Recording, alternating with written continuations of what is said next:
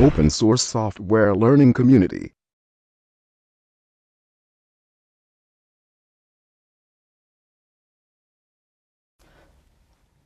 안녕하세요.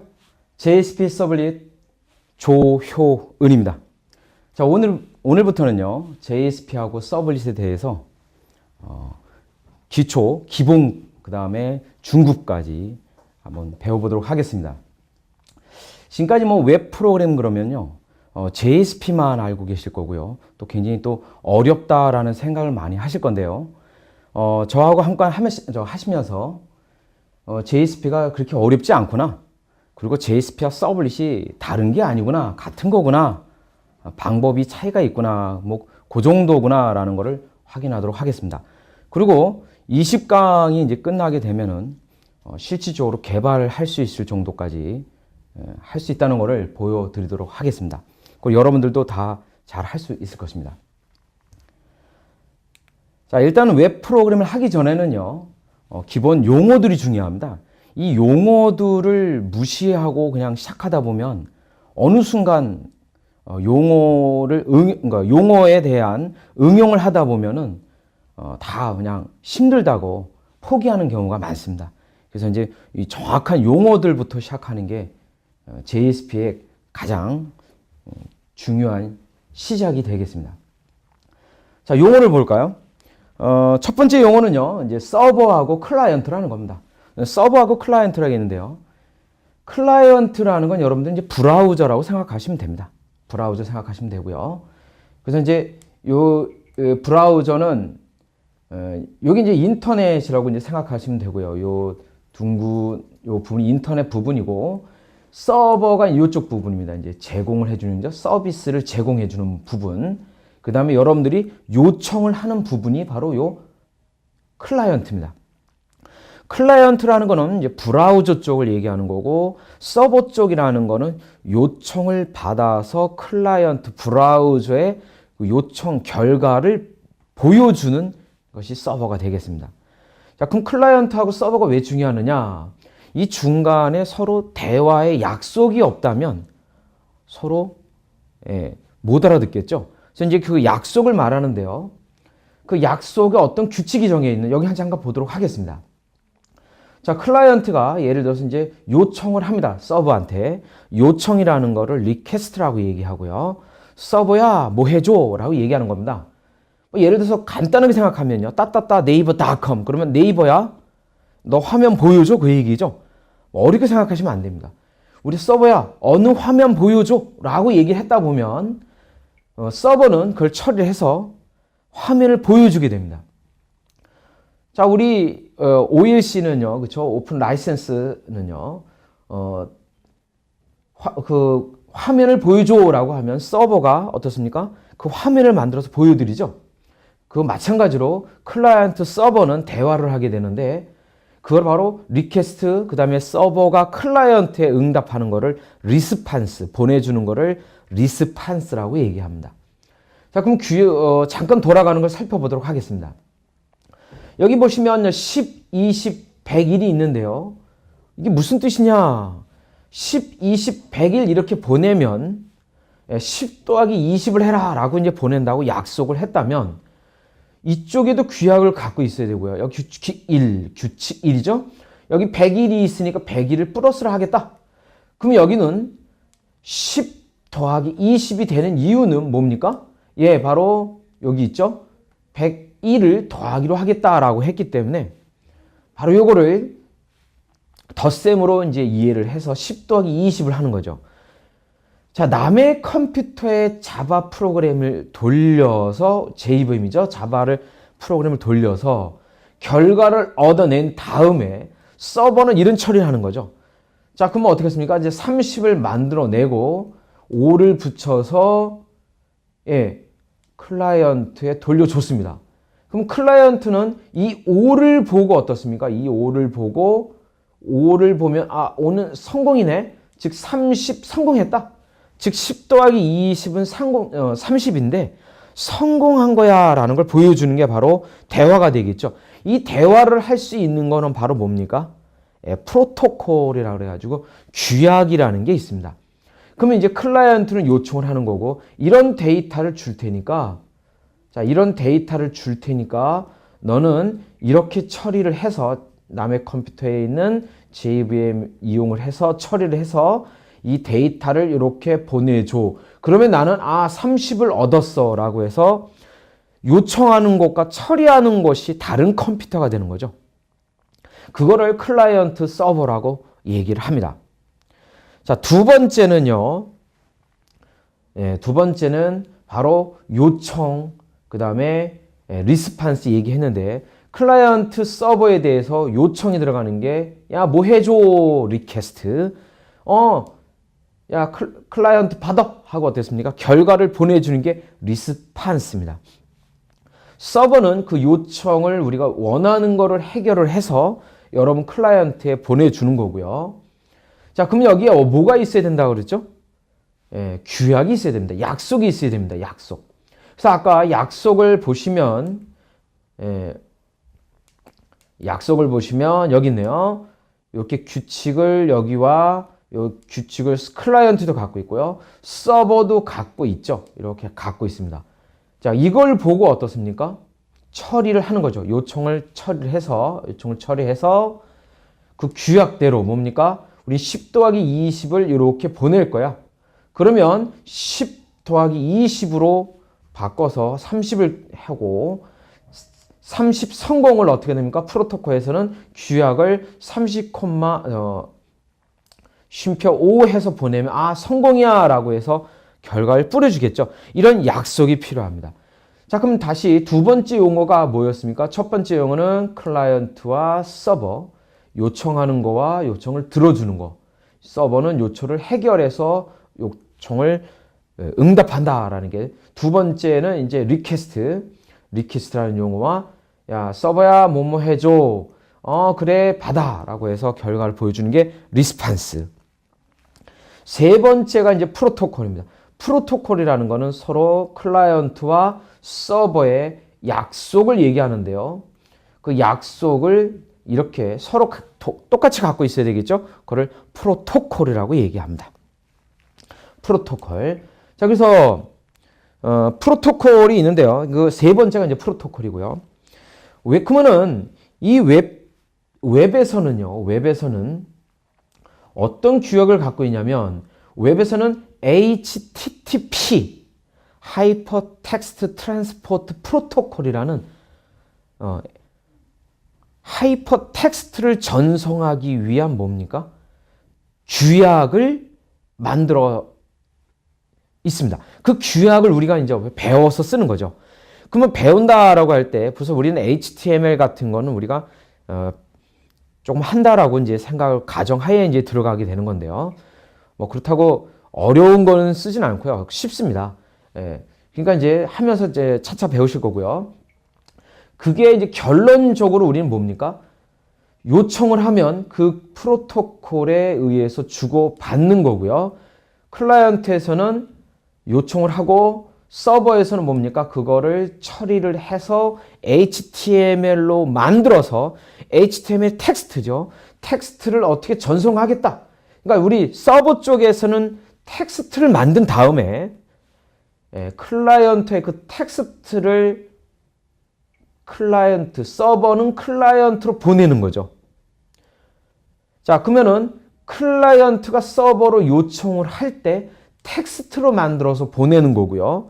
이런 거를 텍스트로 쭉 작성을 해서, 야, 뭐 해줘 라고 보여주면 그 텍스트를 받아서 우리가 원하는 대로 처리를 하고, 즉 JSP면 자바 프로그램이 돌아서 뭡니까? HTML을 만들어서 요청을 해결한 다음에 HTML을 텍스트로 보내면 브라우저가 그 텍스트를 보내서 원하는 형식으로 보여주는 게 우리의 웹서버의 구조입니다. 그래서 네 번째가 이제 웹서버가 되는데요. 웹서버는 웹 HTML 이런 거를 클라이언트로 텍스트 보내서 볼 수 있게끔, 클라이언트가 볼 수 있게끔 해주는 거다라는 거를 잘 아시면 되겠습니다. 자, 이제 다섯 번째는요.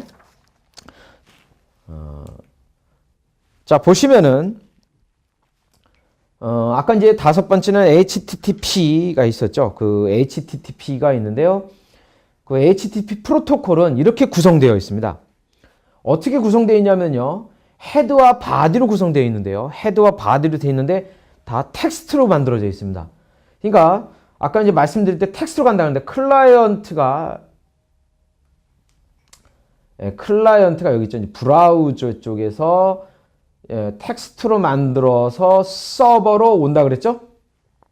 이 서버가 올 때 그냥 오는 게 아니라 야, 내가 요청을 할 건데 그 요청을 들어주는 장소는 어디며, 즉 서버 정보라든가.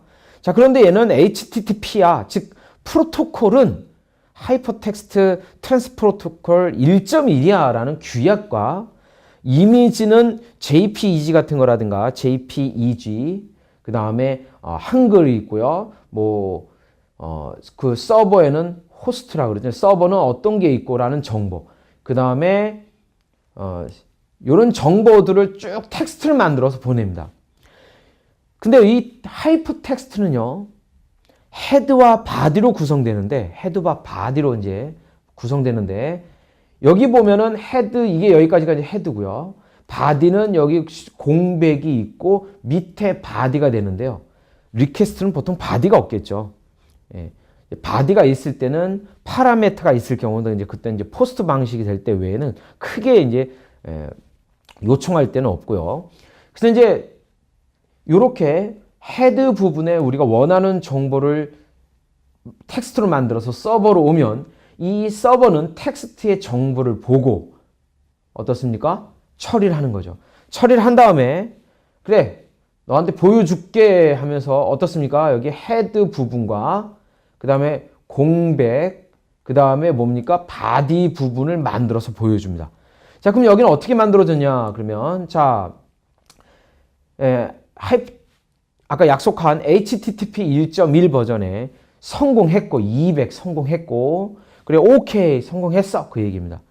그 다음에 서버는 어떤 종류? 아파치, 우리 아파치 코요테는 이제 커넥터라 해가지고 우리가 이제 좀 이따 배울 서버에 웹 서버의 통캣 서버입니다. 통캣 서버에 있는 커넥터 이용을 해서 코요테를 이용할 거고, 컨텐트 타입은 텍스트가 어떤 텍스트냐? 하이퍼 텍스트인데 텍스트는 뭐 HTML도 있고 텍스트 있고 일반 텍스트 있고요. 그걸 플레인이라고 그러죠. 플레인 텍스트.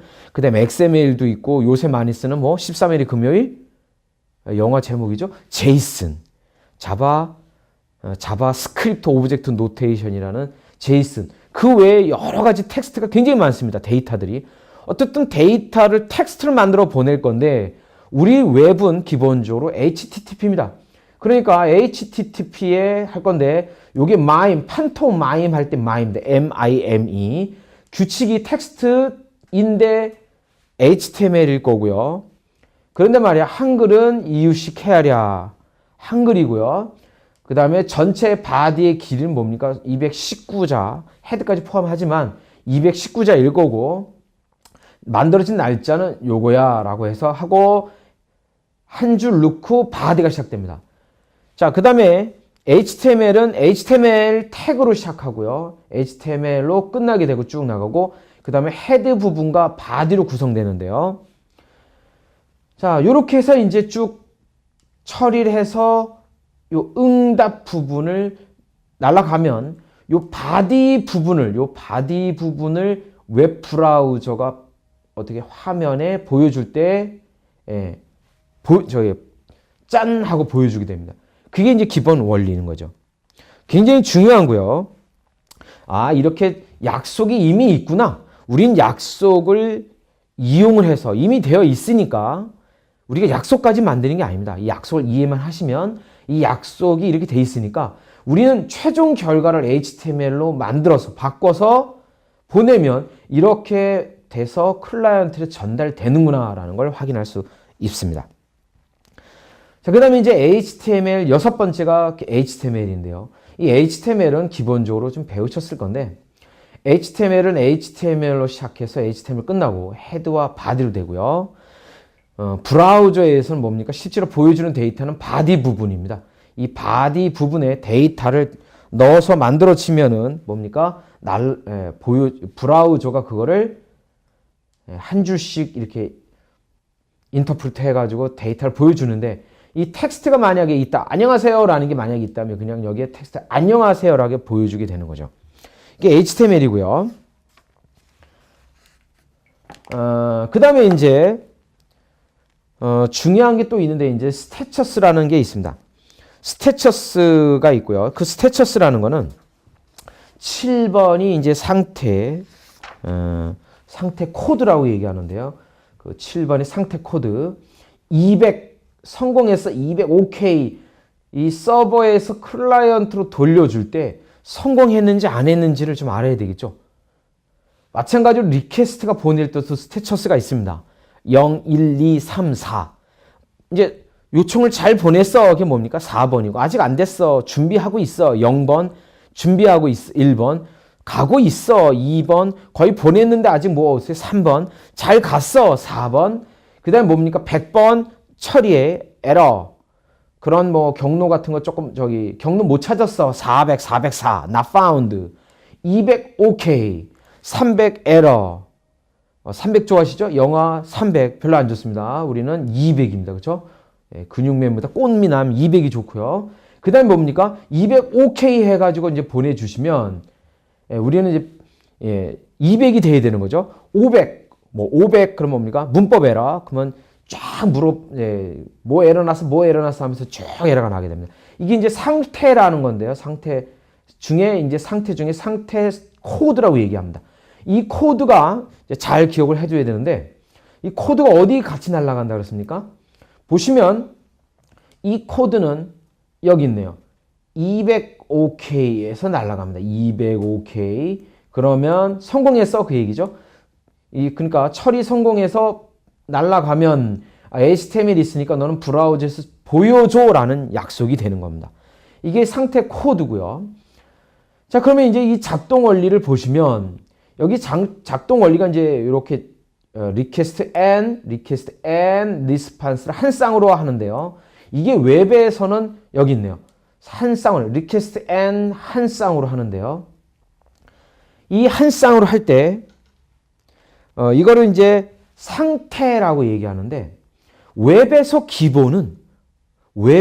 기본은 중요한 게 stateless라는 무상태가 기본입니다. 예를 들어서 DB, SQL은 stateful이라는 그러니까 stateful이라는 상태가 있어라는 게 기본이고요.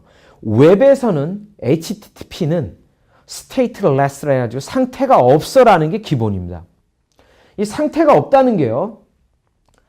자, 상태가 없다는 게 이제 뭐냐? 굉장히 중요한 개념이 이제 여기서부터 시작됩니다. 자, 우리가 아까 리퀘스트 해서 뭐 해줘 그러면 서버가 어떻습니까? 뭐 해줘 그래 들어줄 거야 했어. 자 받았죠? 그러면 갑자기 뭡니까? 서버는 자기가 뭘 한지 기억을 못합니다. 잊어버립니다. 뭘 했는지 기억을 할 수가 없습니다. 이게 바로 스테이트레스예요. 방금 전에 했던 일을 서버는 기억을 할 수가 없어요. 그러니까 클라이언트가 요청할 때마다 뭡니까? 자, 우리는 사람한테 다른 사람한테 뭐 해줘 그러면 야 아까 똑같은 얘기했는데 왜 또 이렇게 반복해? 너 취미 아니야? 이렇게 하고 막 농담도 하고 그러는데 웹은 기본적으로 계속 물어봐도 얘는 뭐예요? 들어줄게. 네이버 보여줘. 그래. 네이버 보여줘. 그래. OLC 보여줘. OLC 보여줘. 그래. 그리고 어떻게 아무리 요청을 많이 해도 어떻습니까? 들어주고 끊어버려서 이 서버는 자기가 뭐 한지 모르니까 계속 클라이언트가 요청을 해도 서버는 계속 응답을 해주는 그런 상태가 뭡니까? 스테이트레스입니다. 왜 그러면 스테이트레스를 만들어야 되느냐? 그게 중요한 개념입니다. DB는 스테이트풀인데요. DB는 사용자가 DB 어드민이라든가 이런 사용자가 제한이 되어 있습니다. 사용자가 제한이 되어 있으니까 별로 없겠죠. 이용자가 별로 없습니다. 그러나 웹은 수만 명입니다. OSC 센터 하루에 몇십만이 이제 달라붙고요. 그렇죠? 제 강의를 들으면서 더 많이 붙겠죠? 자, 그러면 그 많은 인원들이 어떻습니까? 이 서버를 붙들고 있다면 이 서버는 굉장히 힘들 겁니다. 그런데 보여줘? 그래, 보여주고 끊어버리니까 서버는 어떻습니까? 요청만 딱 들어주고 끊어버리니까 굉장히 서버는 얼마든지 많은 사람한테 처리를 해줄 수 있습니다. 보여줘? 그래. 다른 사람 또 보여줘? 그래. 또 다른 사람이 보여줘? 그래. 그러면 얼마든지 많은 사람을 반복해서 계속 보내줄 수 있겠죠. 이 상태를 만들기 위해서 기본적으로 스테이트레스가 되는 겁니다. 그럼 나중에 이 스테이트레스를 하다 보니까 가끔은 상태를 유지할 필요가 있겠죠. 그게 상태 유지라는 세션과 쿠키. 특히 이제 세션을 많이 이제 필요하겠죠. 우리 서버 쪽이니까 쿠키는 클라이언트 쪽이지만, 그래서 세션과 쿠키를 이용해서 상태 유지하는 방법을 배우는 거죠. 자, 가끔은 상태가 유지할 필요가 있어. 그럼 세션 쓰면 되겠죠? 아, 세션은 그때 쓰는 거구나 하고 이제 조금 들어두시고요. 그래서 기본적으로 스테이트레스가 왜 되느냐 중요하고요. 그 다음, 이제 9번은요, 요청 메소드라는 게 있습니다. 요청 메소드라는 거는, 요청 메소드는 get 방식이 있고 포스트 방식이 있는데요. 이제 9번에 이제 요청, HTTP 요청 메소드입니다. HTTP 요청 메소드는 get 방식이 있고, 이따 이제 보시면, 자, 여기서 보죠. 포스트 방식이 있습니다. 포스트 방식이 있습니다. get 방식과 포스트 방식이 있는데요. 자, get 방식을 보시면요. 자, 우리가 클라이언트에서 서버로 요청, 리퀘스트 할 때 보여줘 그러는데, 아, 그래, 보여줄게 그러는데, 갑자기 보여줘 그러는데, 서버가 물어보죠. 야, 그 많은 사람 중에 어떤 데이터 보여줄 거야? 라고 할 수 있겠죠. 그냥 보여줘 그랬을 때 보여줄 수 있는 것들이 있겠지만, 또 다른 면의 화면들에서는 뭡니까? 웹에서, 서버에서는, 야, 고객을 보여줘, 고객 정보 보여줘 그랬는데, 너 고객이 몇만 명, 몇 명인데, 너 어떻게 보여줄 거야? 누군지 구체적으로 보여줘라는 게 필요하겠죠. 그때 클라이언트가 서버로 보여줄 때, 그런데 말이야, 누구야, 데이터는 누구야 라고 같이 붙여서 데이터를 보내줘야 되는데, 그거를 뭐라 그러냐면 파라메타라고 얘기합니다. 그 파라메타를 이 헤드에, 이렇게 헤드에 물음표 데이터, 키는 value and 키는 value 해가지고 보내는 거를 파라메타라고 얘기하고요. 쿼리스팅이라고 얘기하는데 파라메타라고 얘기하고요. 이 헤드에 이렇게 같이 보내는 방법을 get 방식입니다. get 방식은요, 이 헤드에 이렇게 경로에 노출되고 좀 지저분합니다. 그 다음에 좀 글자 수가 제한되어 있으니까 많은 문자라든가 이럴 땐 보내기 좀 부적합하겠지만, 간단한 데이터라든가 이럴 때는 보내는 건 get 방식 사용할 수 있습니다. 자, get 방식 우리가 보내는 방식은 대표적인 게 이제 예를 들어서 우리가 앵커인데, 앵커. 우리가 하이퍼 링크 레퍼런스에 그 어디로 갈 건데, 경로가 어딘데, 우리가 데이터 상세 보기를 누르면 어디로 갈 건데, A. 어디로 갈 거야? 커스트 유저 컨트롤 좀 JSP로 갈 건데 말이야. 그런데 말이야, 파라미터 물음표 데이터 커맨드는 디테일 and id는 뭐를 서버로 던지면서 어떻게, 자, 서버로 던지면서 어떻게 처리해줘 라고 요청을 하면 브라우저 경로에 이렇게 쭉 길게 노출됩니다. 굉장히 길죠. 이 전체 경로가 노출되는 걸 get 방식이라고 얘기합니다. 중요합니다. 자, 포스트 방식은요, 보낼 때 헤드 부분에 데이터가 없고, 그 다음에 한 줄 공백 들어가고요. 그 다음에 데이터가 키앤밸류에서 바디로 들어가는 걸 포스트 방식이라고 합니다. 그러면 헤드가 없으니까 노출되지 않을 테니까 어떻게 해요? 문자 길이 제한도 없고, 깨끗하게 안 보이니까 파라메타를 숨길 수도 있지만, 아주 보안이 좋은 건 아닙니다. 그래서 이제 보안이 더 좋은 방법들을 많이 찾아내겠지만, 여기는 깨끗하고 글자 수에 제한이 없고요. 바디에 파라메타가 보관돼서 날아가는 걸 뭐라고 얘기하냐면 포스트 방식이라고 얘기합니다. 이 포스트 방식은요, 대표적인 방식이 메서드는 포스트라 이렇게 해서 써주는 방식인데, 이렇게 써주지 않으면 get 방식입니다. 자, 그러면 우리가 이제 HTML에서 클라이언트 서버로 데이터를 보내는 방법이 폼이 있고 앵커가 있고 여러 가지 있는데, 폼에는 뭐가 있습니까? input type, 뭐 텍스트 박스, 텍스트, hidden, 뭐 여러 가지가 있죠. 라디오, 그다음 체크 박스 이런 것들. 그럴 때 데이터, 커맨드는 무엇, 아이디는 무엇 이렇게 해서 보내면 헤드를 보시면 브라우저를 보시면 이렇게 크게 노출이 안 돼 있습니다. 없죠? 노출이 안 돼 있죠? 그러나 바디의 데이터가 이렇게 날아가서 서버에는 바디를 이렇게 데이터를 받게 됩니다. 요거를 뭐라고 얘기하면 바로 파라미터를 얘기하는데 이 요청 메소드를 던질 때 이거를 뭐라고 얘기하냐면 get 방식과 포스트 방식이라고 얘기하고요. get 방식은 아까 같이 파라미터가 노출되는 거 이렇게 길게 직접 써야 되는 걸 get 방식, 헤드 방식에 노출되고요. 포스트 방식은 뭡니까? 데이터가 바디에 있어서 노출 안 되는 상태 이걸 뭐는가? 포스트 방식이라고 얘기합니다. 자, 9번에 이제 HTTP 요청 메소드를 이제 배웠고요. 거기에 이제 뭐가 있냐면 이제 sync와 async가 있는데요. 용어에서 이제 헷갈리는 게 있는데 리퀘스트 앤 리스판스를 뭐라 그러냐면 리퀘스트 리스를 한 쌍으로 하는 게 뭐냐면 우리 아까 한 것 중에 상태가 유지되지 않는다라는 스테이트레스를 배웠고 이거는 이번에는 뭐냐면 10번 동기와 비동기가 있는데 아싱크하고 뭐가 있습니까? 싱크로너스. 아싱크로너스, 싱크로너스가 있는데요. 동기, 싱크로너스가 웹의 기본입니다. 웹의 기본이라는 건 뭐냐면요. 그러니까 기본적으로 우리가 특별하게 처리를 하지 않는 한 뭐가 되겠습니까? 싱크로너스입니다.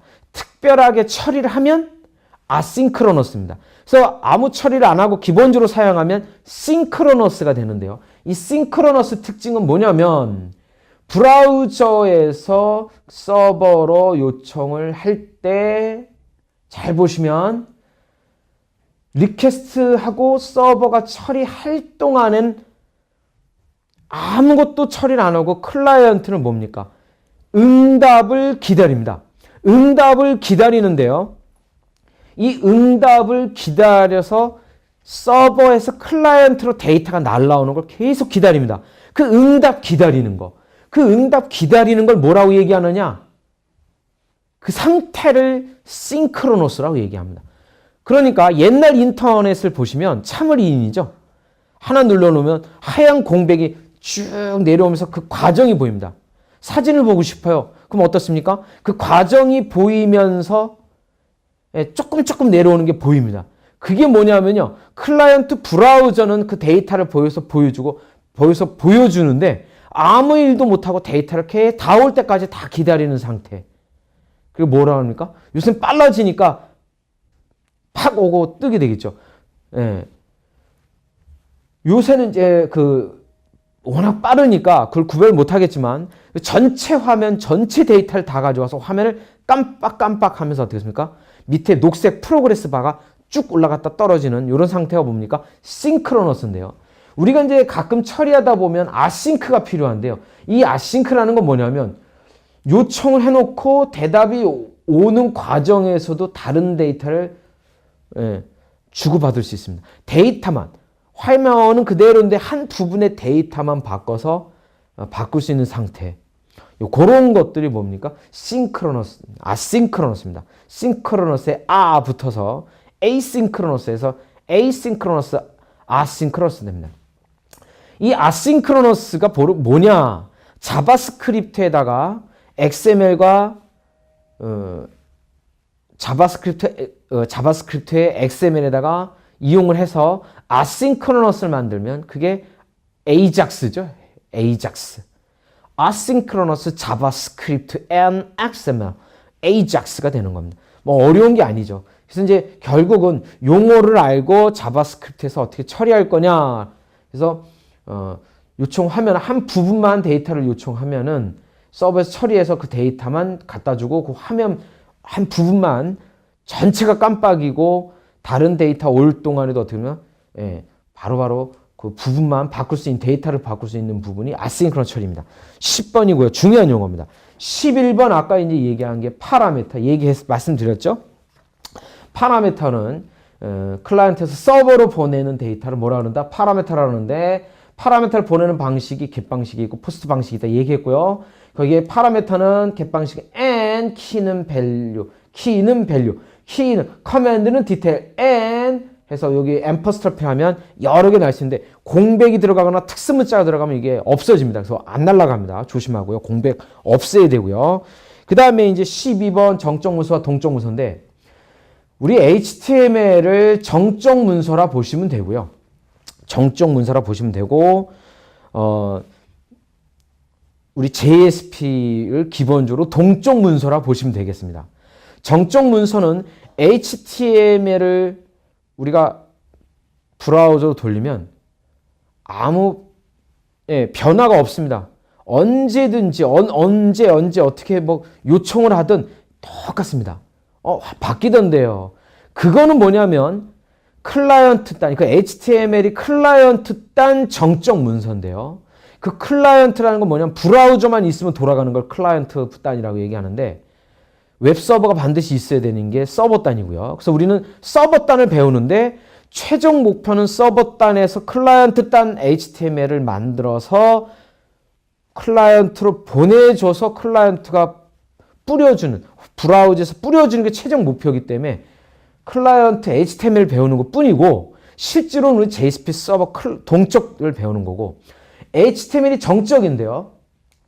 이 정적 데이터는 뭐냐면 아무리 HTML을 눌러도 안 변합니다. 변하는 건 뭐냐면 자바스크립트를 쓰는 거죠. 그래서 클라이언트의 동적 문서를 만들어서 서버에 데이터를 보내지 않고 보내기 위한 방법이 뭡니까? 데이터를 검증한다든지 브라우저 내에서 돌려서 동적으로 뭔가 데이터를 바꾸고 검증한다는 일 때 자바스크립트 쓰는 거고요. 차이가 있죠? 우린 동적 서버 프로그램을 할 건데요. 거기에 이제 정적 HTML은 이제 기본인데요. 그 정적 문서가 있고요. 그 다음에 JSP는 동적 문서인데요. 동적 문서와 정적 문서가 차이점이 뭐냐? 동적 문서는 자바스크립트에도 동적 문서인데 그건 브라우저가 있어서 처리를 해서 데이터를 보내지만 우리가 말하는 동적 문서는 뭐냐 그러냐면 이 웹 서버를 얘기합니다.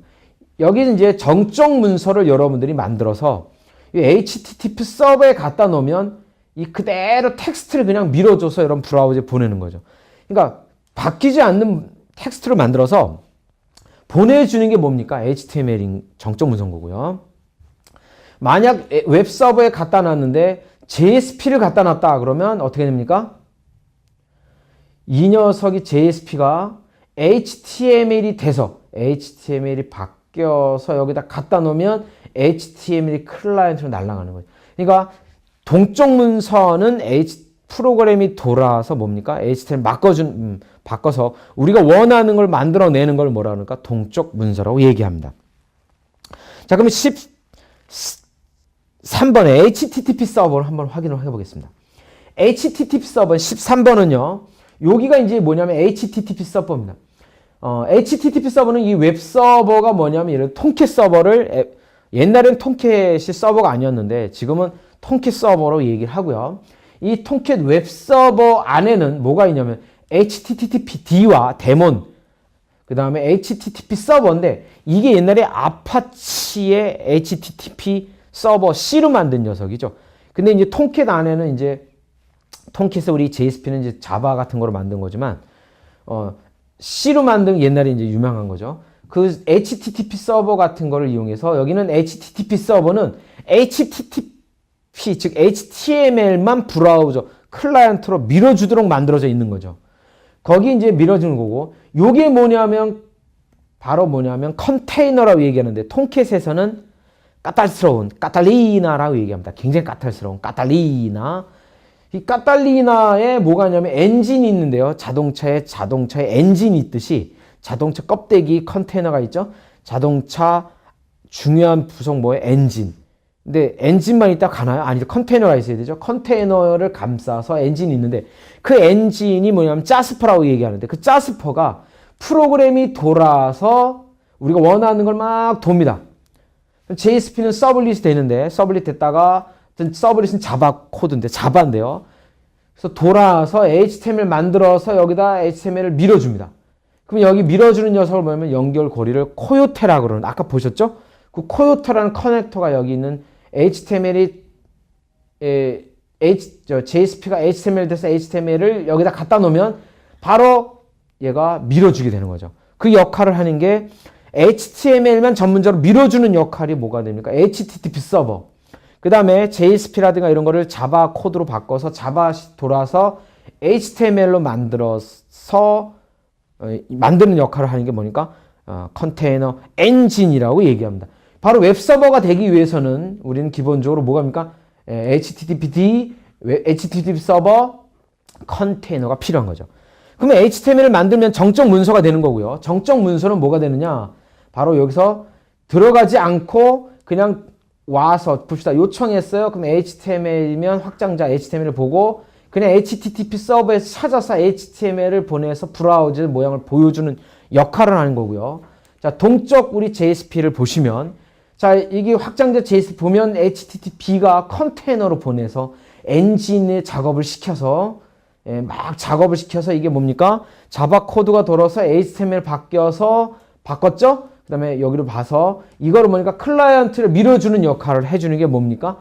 바로 아까 밀어주는 역할만 하는 게 HTTP 서버고 HTML을 만드는 역할을 하는 게 뭡니까? 컨테이너입니다. 그래서 만들어서 커넥터가 여기다 갖다 놓으면 그냥 얘는 무조건 밀어주니까 이렇게 리스판스 한다 그랬죠? 밀어주는 역할을 하는 게 바로 컨테이너 역할을 하는 겁니다. 그래서 컨테이너가 있어야 되고 거기 안에는 뭡니까? 옆에는 HTTP 서버가 없으면 또 HTTP 서버가 없으면 HTML을 보낼 수가 없죠. 바로 그렇게 만들어져 있는 게 웹서버 구조입니다. 굉장히 중요합니다. 자, 14번 웹서버 구조를 살펴봤고요. 그 다음에 이제 15번 말씀드린 대로 바로 이게 이제 이 컨테이너고요. 이 컨테이너를 조금 자세히 볼까요? 이 웹서버의 이제 컨테이너는 리퀘스트가 있고 이게 리스판스가 있는데 요청이 들어오면 HTTPD가 만약에 JSP 뭐 자바다 그러면 어떻습니까? 여기 들어와서 서블릿과 JSP가 작업을 해서 즉 이 JSP가 뭐가 되는 거 서블릿 된다 그랬죠? 그럼 서블릿은 자바 코드라고 그랬고요. 라이프 사이클에 있는 즉 컨테이너의 명령을 듣는 자바 코드인데 자바가 돌아서 결국 뭡니까? 우리가 원하는 HTML을 얻어내서 이 녀석을 커넥터가 끌고 와서 어떻습니까? 여기다 갖다 놓으면 이게 뭡니까? 밀어줍니다. 리스판스. 그래서 모아놨다가 버퍼에다 모아놨다가 밀어줘야겠죠? 플러시 해주면은 밀어주면은 리스판스에서 클라이언트로 날아가는 게 웹의 구조고요. 이렇게 만들어진 게 웹서버인데 웹서버에는 여러 가지 서비스가 있고요. 그 다음에 뭡니까? 웹 컨테이너가 있고 HTTPD, HTTP 서버, 커넥터, 컨테이너, 엔진 이런 작업들이 여러 가지가 있습니다. 그리고 커넥터 쭉 이렇게 있습니다. 이런 역할들을 하는 거고요. 그 다음에 이제 파라미터 처리를 좀 보겠습니다. 자, 그러면 우리가 아까 파라미터가 이렇게 날라온다 그랬죠. 그럼 파라미터 여기 보니까 갯방식이네요. 파라미터라는 건 클라이언트가 서버로 던지는 데이터라고 그랬죠. 구체적인 데이터. 야, 누구를 보여줘. 그럼 누구야? 아이디가 90번이야 라고 보내주면 이 녀석을 받는 방법이 뭐냐면 서버에서는 받아야 되겠죠. 그거를 리퀘스트 파라미터를 이용하는데 서버에서 제공하게 됩니다. JSP는요, 리퀘스트 빠라메 해가지고 어떻습니까? 빠라메 해가지고 스트링 커맨드는 리퀘스트 빠라메 해가지고 자, 여기 커맨드가 있죠? 그럼 커맨드 이름을 부르면 여기 스트링에는 디테일이 저장되고요. 또 여기 뭡니까? 리퀘스트 빠라메 하면 아이디가 있죠. 여기 아이디가 커스트 90이니까 이 아이디 키를 부르면 밸류가 되는 웹에서는 키는 밸류 하는 자바 스탠다드의 뭡니까? 컬렉션 계열의 해시 테이블 딕셔너리 계열, 맵 계열로 만들어진 게 뭡니까? 바로 웹의 기본입니다. 그래서 키는 밸류 됐으니까 키만 불러주면 밸류 저장되고 키만 부르면 밸류 저장되는데 이게 바로 파라미터를 처리하는 받는 방법을 이렇게 스캡 파라미터를 이용합니다. 굉장히 간단하죠? 빠라메 이용하면 그냥 간단하게 받습니다. 자, 여기서 우리가 왜 이렇게 파라미터를 던져야 되느냐? 클라이언트에서 서버로 던질 때는 어떻습니까? 스테이트레스에서 데이터를 저장할 수가 없습니다. 그래서 파라미터로 받아야만 되고, 파라미터를 던지면 우린 받는 방법은 뭡니까? 리퀘스트 파라미터로 받으면 된다라는 게 파라미터 처리 16번이고요. 자, 그러면 이번에 이제 서블릿 잠깐 보도록 하겠습니다. 17번 서블릿. 자, 서블릿에는요, 서블릿은 어떤 게 있냐면, 서블릿은 아까 자바 코드라고 그랬죠. 자바 코드고 컨테이너의 명령을 듣는다고 얘기했죠. 그래서 엔진에서 이 자바 코드가 돈다 그랬죠. 컨테이너의 명령을 듣는. 그래서 서블릿이 뭐냐면 서버 플러스 LET. LET는 뭐냐면 라이프 사이클이 있는 클래스입니다. 그럼 LET가 처음 들어봤다고요? 아닙니다. 미들릿. VP 같은 거 프로그램할 때 뭡니까? 미들릿. LET 붙습니다. 그 다음에 애플릿, APP LET, 브라우저 돌아가는 라이프 사이클인 클래스, 애플릿 들어보셨을 거예요. 그 다음에 뭡니까? VP 할 때 뭡니까? JLIT. 그 다음에 VP에 C를 돌리는 CLIT 해가지고 CLIT. 다 들어보셨죠? 예, 거기서 서블릿이 됩니다. 컨테이너가 필요한데요. 컨테이너가 어떻게 되냐면 init, 그 다음에 서비스, 디스트로이라고 이제 부를 거예요. init과 디스트로이는 딱 한 번씩만 부르고요. 요청이 리퀘스트가 들어올 때마다 서비스를 처리합니다.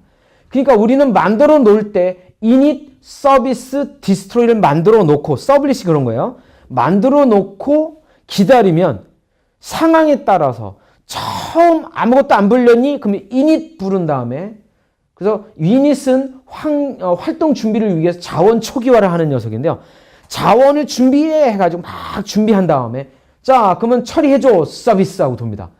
또 리퀘스트가 두 번째 들어오면 그 다음부터는 서비스만 들어와요. 서비스. 또 들어와요? 서비스. 그 다음에 또 들어와요? 서비스. 그 다음에 더 이상 사용 안 합니까? 디스트로이 딱 한 번. 이제 죽었죠? 천사가 됐습니다. 천사 머리죠? 자, 이게 무슨 얘기냐? 여기 망치가 있는데 처음에 이닛을 부르면 이 망치를 이 녀석 뺏어옵니다. 그래서 한 번 뺏어오고요. 서비스가 들어오면 뭡니까? 이제 호두를 깝니다. 그래서 호두를 여러 번 막 까서 반복으로 하나 까고 두 개 까고 해서 이제 깨먹죠? 자, 그 다음에 뭡니까? 더 이상 쓰지 않을 거야! 그러면 망치 회수하고 어떻습니까? 죽죠? 이게 뭡니까? 디스트로이입니다. 자, 그래서 init, 서비스, 디스트로이를 만들어 놓으면 컨테이너가 그거를 조절하면서 init, 서비스, 디스트로이 하고 부릅니다. 이거를 라이프 사이클이라고 그러는 거고 생명 주기라고 얘기하고요. 이게 자동으로 되는 겁니다. 그래서 어플리케이션과 이 웹 프로그램의 차이점은 웹 프로그램은 라이프 사이클이 있구나. 그게 중요한 겁니다. 왜 컨테이너가 있느냐? 컨테이너 안에 이걸 이제 우리가 웹 프로그램을 컴포넌트라고 해서 만들어 놓으면 클래스죠. 그러니까 만들어 놓으면 컨테이너가 필요에 따라서 뭡니까?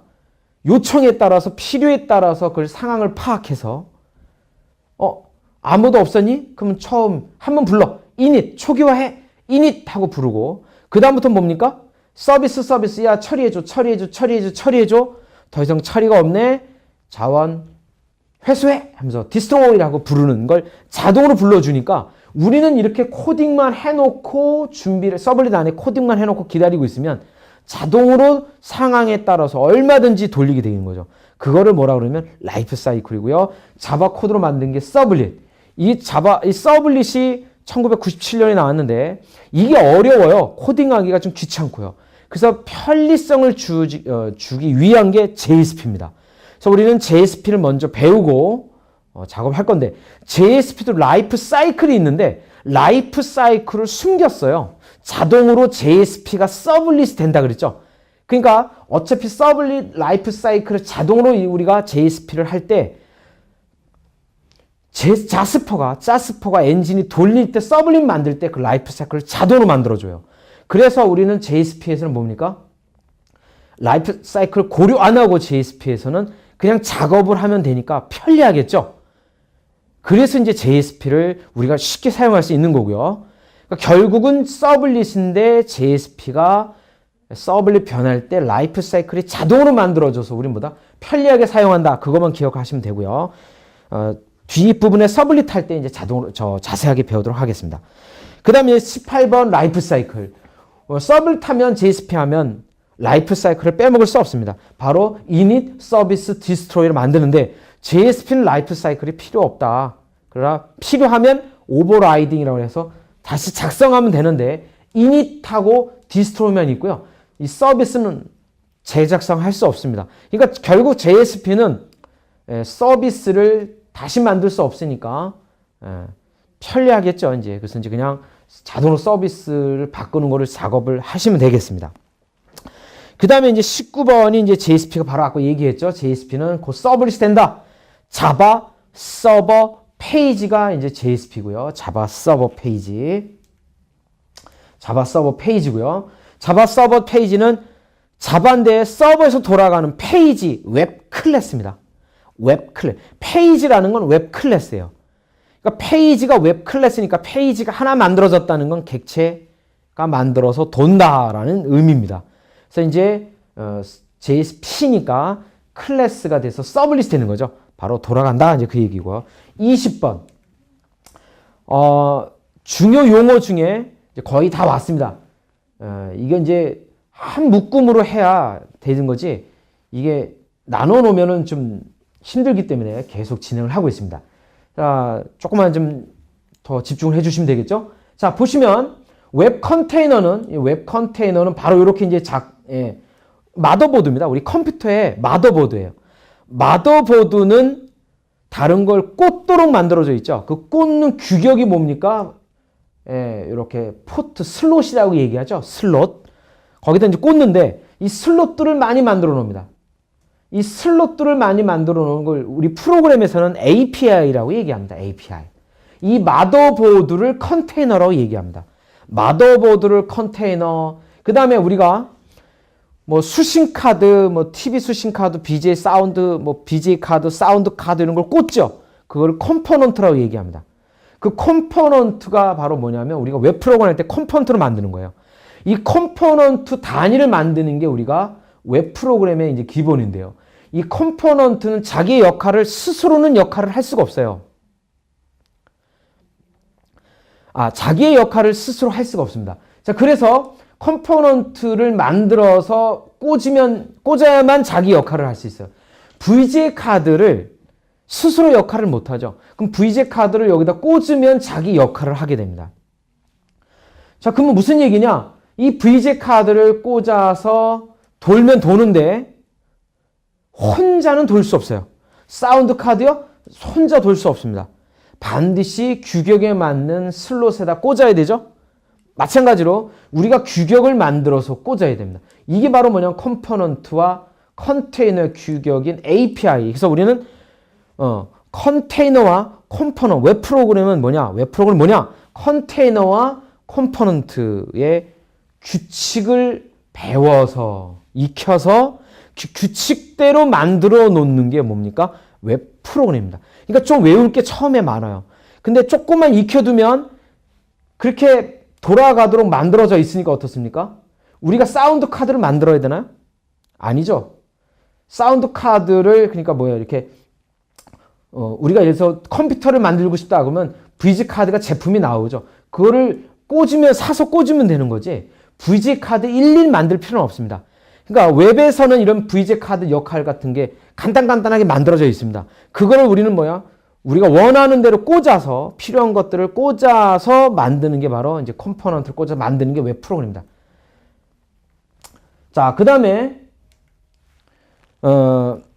21번 이제 아까 말씀드렸는데 그 컴포넌트 하나가 이제 우리는 어떤 단위를 만들 거냐면 컨텍스트라는 단위를 만들 거예요.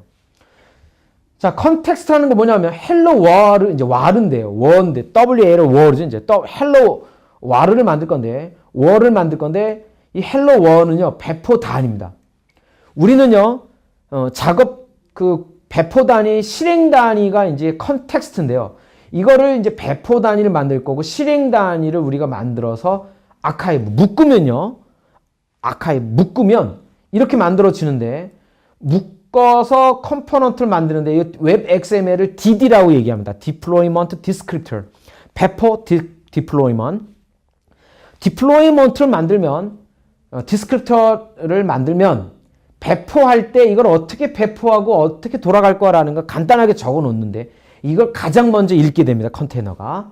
그래서 아카이브를 해서 배포를 하면 컨테이너에다가 컴포넌트를 이렇게 꽂으면 즉 컨텍스트가 컴포넌트가 된다는 거 보시면 되겠죠. 그래서 컨테이너 안에 이렇게 컨텍스트 단위로 컨텍스트가 여러 개일 수 있겠죠. 놔두면 컨텍스트 단위로 돌아가는데요. 이게 맨 처음에 웹XML을 메모리에 일단 올립니다. 컨테이너는.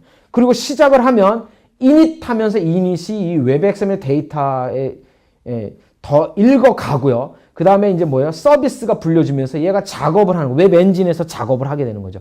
우리가 만들었던 소스들이 컴파일되고 해가지고 엔진에 올라가서 엔진이 작업을 해서 컨테이너의 명령에 따라서 엔진이 뭡니까? 돌아가야 되는 겁니다. 돌아갑니다. 자, 자동차 엔진을 보면 엔진이 가만히 있는데 뭐겁니까? 축이 축축축 올라가면서 어떻게 합니까? 박자 맞춰서 돌아가는 거죠. 그래서 이제 압축 폭발하면서 이제 쭉 이제 그런 작업을 정해진 규칙이 있는 거죠. 그 식대로 여기 갖다 놓으면 이 녀석을 그대로 메모리에 올려서 생성해서 올린 다음에 뭡니까? 이제 초기화 init 그다음 뭡니까? 서비스 그다음 뭡니까? 죽어 디스트로이가 도는 그런 상태가 되는 게 바로 요 구조가 되겠습니다. 그래서 중요한 게 이 컨텍스트 단위로 만들어서 놓으면 컴포넌트하고 비슷하고 보면 되겠죠. 컨텍스트가 그래서 우리는 요 개발 방법도 컨텍스트 비슷하게 만들 겁니다. 그 배포할 때 그리고 실행할 때는 컨텍스트가 돼야 되고요. 이 규칙을 알아야 되는데 이 컨텍스트는 다음과 같은 규칙을 지켜야 됩니다. hello.war를 만들면 hello.war는 어떻습니까? 여기 이렇게 만들고 HTML 이게 이제 자동으로 배포돼서 풀리면 헬로 디렉토리가 되고요. 헬로 디렉토리가 될 때 어떻게 우리가 규칙을 지켜야 되냐면 HTML, 이미지, CSS, JSP 바로 컨텍스트 바로 밑에 놔야 되고요. 이걸 지켜야 됩니다. 아니면 못 찾아갑니다. 그 다음에 뭡니까? 컨텍스트 밑에 웹 INF 대문자로 만들어야 되고요. 안 지키면 안 됩니다. 반드시 지켜야 되고요. 웹 INF 대문자를 써야 되고요. 그 밑에 웹XML이라는 아까 디플로이먼트 디스크립터라는 DD를 만들어야 돼요. 이 녀석을 가장 먼저 읽은다 그랬죠? 그래서 메모리 올려서 이게 가장 먼저 읽히고요. 그 다음에 클래스 안에는 뭡니까? 점 컴파일된 객체들, 자바 객체들. 이 조심할 거는 클래스 만들 때 웹에서의 자바 클래스는 패키지라 그래가지고 헬로가 아니라 a.b.hello 이런 식으로 반드시 패키지 단위로 만들어야 됩니다. 아니면 실행되지가 않습니다. 그게 좀 조심해야 되고요. 그렇게 만들어서 여기다 갖다 놔야 되고 클래스를요. 그 다음에 이미 만들어진 라이브러리 형태. 라이브러리는 이제 클래스의 묶음인데요. 그걸 자르로 자바 아카이브 자르로 압축했다면 어떻습니까? 여기다 갖다 놓으면 이 자바 클래스도 갖다 쓸 수 있습니다. 이런 형태를 만들어 주면은 컨텍스트가 되겠습니다. 다음에 이제 그 22번입니다. 22번에는 이제 뭐냐면 이제 와스인데요. 우리 와스는 이제 엔터프라이즈 할 때 쓰는 건데 간단하게 넘어가도록 하죠. 이 웹서버 밑에 뭐가 있습니까? 웹서버 여기 있죠? 웹서버에 웹서버는 HTTPD, HTTP 서버 컨테이너로 구성되고 컨테이너는 웹 엔진을 갖고 있고 컨테이너와 HTTP 서버에는 커넥터가 있어서 코요테, 커넥터, 카탈리나, 엔진, 자스퍼가 있더라라는 걸 얘기했는데 여기에 이제 엔터프라이즈 할 때 EJB 옛날에 이제 엔터프라이즈를 할 때는 요 필요한데요. EJB 서버가 필요하고 EJB 서버, EJB 엔진이 필요하겠죠. 그 엔진 같은 걸 작업을 하는데 거기에 WAS라는 거는 웹 서버 그 다음에 뭡니까? EJB 서버 그 다음에 나머지 서비스로 구성되는데 이 서비스가 엄청난 일들을 하게 됩니다. 그런 것들을 하게 되는데 이것들을 하는 것들을 이제 보통 사서 쓰는데요. 그래서 웹로직, 오라클에 그 다음에 제이바스, 우리나라에서는 제우스 이런 것들이 이제 있는데요. 이 서비스가 좋아서 이제 갖다 쓰게 되는데 우리는 웹 서버만 있으면 되니까요. JSP 서블릿은 바로 뭡니까? 요거만 있으면 되겠습니다. 그러니까 와스 그러면 원래는 이 엔터프라이즈까지 다 해서 요거까지 얘기하는데 통캣을 와스라고 보통 얘기하지 않지만 가끔은 와스라고도 얘기합니다. 그래서 그냥 웹 프로그램 할 때 왁스 못 썼어요. 그럼 어떻습니까? 예, 통캣 썼습니다. 라고 얘기하시면 되고요. 다른 거를 쓰고 싶다 그러면 웹로직, 제우스, 제이바스 그래서 이제를 쓰시면 되겠습니다. 제이바스나 통캣 이런 것들은 무료고요. 웹로직이라든가 이런 거는 돈을 내시면 되겠습니다.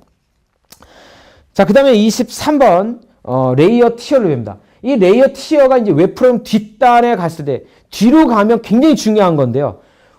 일단 티어는 뭐냐면 물리적인 단위로라고 생각하시면 됩니다. 물리적인 단위. 이건 정확하게 하나를 나눌 수 있는 상태입니다. 무슨 얘기냐면 하나 이렇게 해서 정확하게 예를 들어서 컴퓨터를 여러분 사용자 컴퓨터, 그 다음에 웹 서버 컴퓨터, 그 다음에 DB 서버 컴퓨터 해가지고 세 대를 나눴다라고 하면 정말 물리적으로 나눴죠. 그거를 티어라고 얘기하고요. 그 다음에 레이어는 논리적입니다. 논리.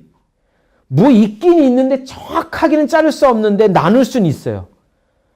그게 뭐냐면 곤충, 머리, 가슴, 배, 사람, 머리와 몸으로 구성된다.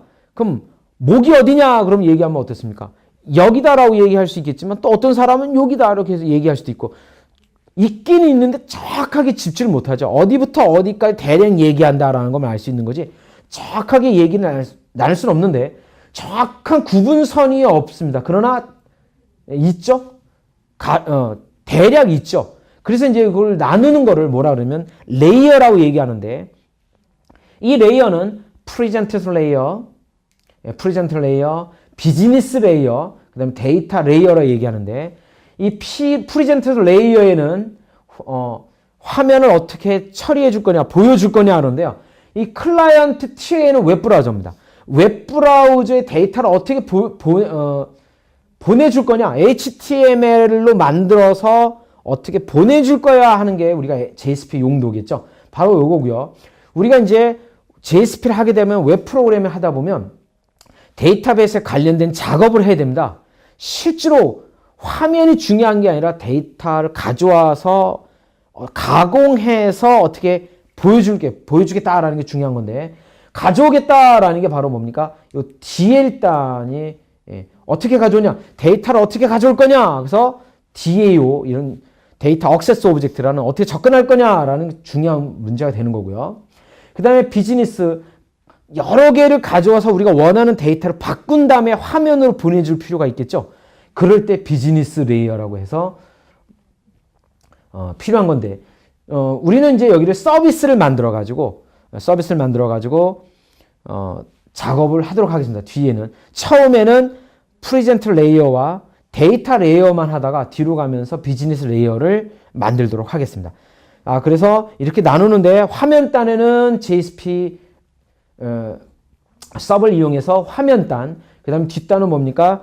가공을 해서 보여주는 거, 그러니까 여러 개 데이터를 묶어서 다른 데이터를 만들어 보여주는 게 뭡니까? 비즈니스. 그 다음에 데이터를 DB에서 가져오는 게 뭡니까? 데이터 레이어다라는 걸 기억을 해두시면 되겠습니다. 자, 그 다음에 이거는 뭐 4티어로 나눌 수 있는데요. 4티어는 실제로 EJB의 서비스와 비즈니스를 뭡니까? 이렇게 나눠버리면 4티어가 됩니다. 그거는 뭐 우리는 잘 모르셔도 되니까 일단 통과하도록 하겠습니다. 자, 그 다음에 24 다오입니다. 이 다오는요 데이터에 관련된 작업을 하는 전문적인 객체입니다. 이 다오라는 게 뭐냐면 데이터베이스에 관련된 작업을 전문적으로 하는 객체고요. 24번. 이 다오를 만들면 이 데이터베이스에 나왔던 작업, 그 JDBC는 6단계 굉장히 코드가 많으면 굉장히 복잡한데 그거를 화면단에서 노출시키지 않고 뒤로 뺄 겁니다. 그러면 화면단 JSP가 깨끗해지죠. 그렇게 만들기 위한 게 이제 다오인데 데이터베이스 전문 객체라고 보시면 되겠습니다. 야, 다오야, 다오, 뉴 다오 그런 다음에 다오야 뭐 해줘? 그러면 어떻습니까? 다오만 부르면 데이터베이스 작업을 다 처리해 줄 겁니다. 그게 바로 다오의 역할입니다. 그러면 다오를 25번을 하게 되면 DTO가 필요합니다. DTO는 뭐냐면요. 우리가 가져와서 뿌려줄 때 여러 개의 데이터를 가져올 건데 여러 번 가져오는 것보단 한 번 가져오는 게 좋겠죠. 그 여러 데이터를 한 번에 가져오는 방법. 그게 한 객체를 만들어서 거기다 넣는 방법인데 그게 뭡니까? 필통이죠. 필통에 연필을 여러 개 꽂아서 필통 하나만 가져오면 연필 여러 개를 한 번에 가져올 수 있죠. 또 필통을 벡터, 어레이 리스트 컬렉션에다 가방에다 담으면 어떻습니까? 가방 하나를 가져오면 여러 개를 또 필통을 가져올 수 있죠. 이런 식으로 담는 거를 DTO라고 합니다. 데이터 트랜스퍼 오브젝트. 전송을 하기 위한 묶음 단위. 이런 걸 트랜스퍼라고 얘기합니다. DTO라고 얘기합니다. 26번 MVC 패턴입니다. 자, 이 MVC 오늘 마지막인데요. MVC 패턴은 26번은 뭐냐면 모델 뷰 컨트롤을 각 역할에 맞춰서 나눈 겁니다. 무슨 얘기냐? 야, 뭐 해줘라고 해서 나올 때 이 컨트롤은 이 전문 요청만 전문적으로 받는 거예요. 우리 이제 여러 교실 큰 강당에 문이 여러 개가 있다면, 문이 하나만 있고요. 학생들이 여러 명 들어올 수 있다 그러면 그 문으로만 들어와야 되죠. 문으로만 들어온다. 그래서 모든 학생은 문, 즉 컨트롤만 통해서 들어올 수 있다라는 게 컨트롤러입니다. 이 컨트롤러의 요청이 들어오면 이 컨트롤러의 요청을 분기를 해서 다오는 어떤 거 쓸 거야? 다오 여러 개 있죠. 데이터 테이블 어떤 거 쓸 거야? 라고 쭉 얘기를 하고요. 그 다음에 처리를 해서 결과를 받아와서 어떻습니까? 받아와서 이쪽에다가 결 받아온 다음에 그러면 화면은 어디로 갈 거야? 라고 하면 화면이 이렇게 해서 결과적으로 요청이 들어와서 어느 화면 갈 거야? 라고 우리가 최종 목표인데 어느 화면 갈 거야? 모든 고객 보여줘 라고 화면을 갈 건데 이 화면에 보여줄 때 가져와서 어떻습니까? 화면에 갈 때 데이터는 이쪽 화면으로 데이터를 가져가서 뿌려주면 되겠죠. 이 바로 이렇게 데이터 가져오고 화면 이동하고 어떻게 넘길 거는 걸 순서대로 만든 게 바로 MVC 패턴입니다. 자, 그러면 이제 나머지 MVC 패턴부터 이제 고급, 중급 문장이 시작되는데요. 이걸 어떻게 보낼 거냐 해가지고 이 객체가 객체 못 전달하죠. 아까 스테이트레스라고 그랬잖아요. 그래서 상태를 유지해서 보내는 방법이 이제 세션을 이용해서 보내게 되는 방법을 이용해서 forward하게 된다라는 게 우리의 방법이 이제 뒤에 나오게 됩니다. 자, MVC까지 확인을 하셨습니다. 긴 시간 동안 중요 용어들을 확인했습니다. 26개 굉장히 중요합니다. 꼭 여러 번 살펴보시고 다음으로 들어가시는 게 좋겠습니다. 감사합니다.